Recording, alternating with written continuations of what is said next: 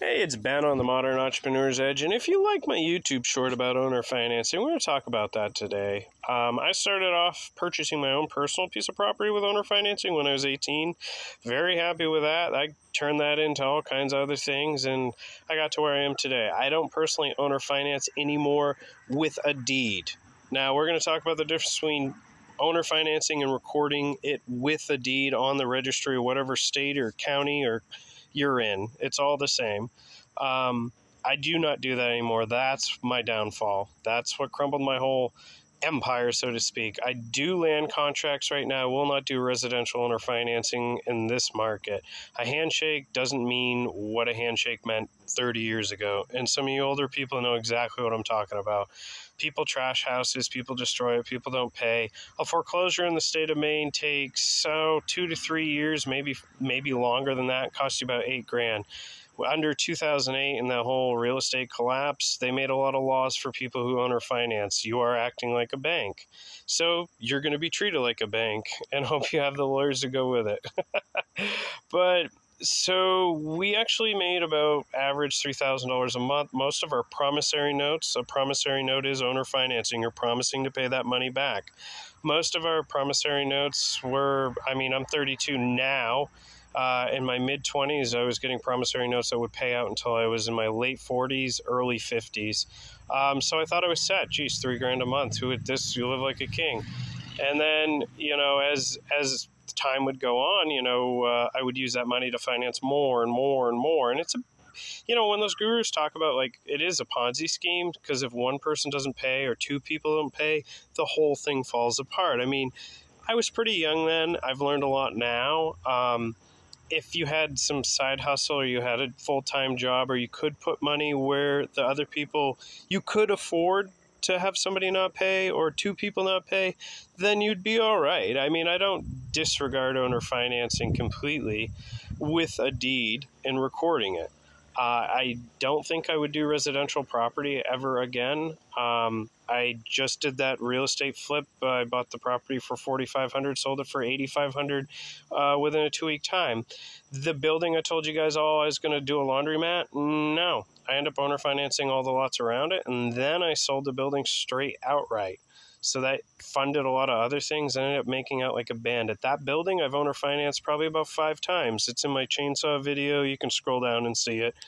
But I've owner financed that, I think, 5 or 6 times.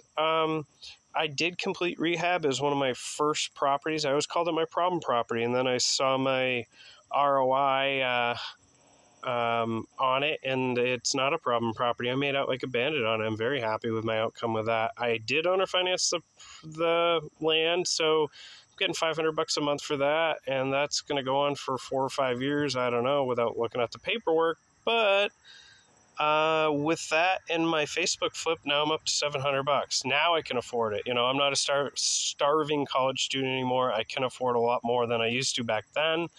I did spread myself too thin. Don't spread yourself too thin. If you want to see, there's probably about 50 deeds. There's about 50 deeds there.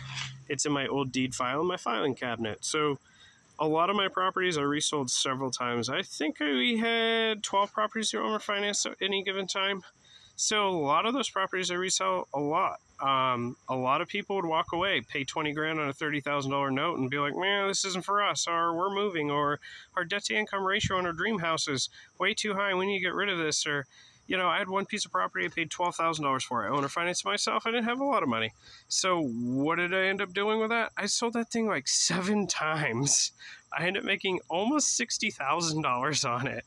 It's always paid me, and eventually the guy, the last guy we sold it to obviously owns it now, and he paid me off. So that, I have a few good stories, but I have more horror stories than good stories. I could tell you all kinds of horror stories, but this is my experience. And if this is stuff you're interested in or want to know more about, I'm going to do a lot more land contracts, owner financing. And my state laws are different from your state laws. Please keep that in mind. A lot of gurus talk like all of the United States has the same laws. That is not true. That is very not true. So just keep that in mind. Consult a lawyer. Spend $100, $200, $500, whatever. Sit down with a lawyer and just be like, hey, can I do it like this? How does this work? I know nothing. Be humble. Don't walk in there like you own the place. Like, even I still ask questions like, hey, Google told me to use this legal document. What do you think about this platform? Like the document I literally used for the Facebook sale. I use a few different platforms. I've heard about them. I've read some of the fine print. Like, they do go off Maine laws, but just ask questions. Like, that's how we all figured it out. Now I know. Now I can tell you all the mistakes I made. Now hopefully you won't make those mistakes. I don't know. This is just my 2 cents. I'm not anybody important. So if you like this video, let me know in the comments. Ask me questions. I'm here.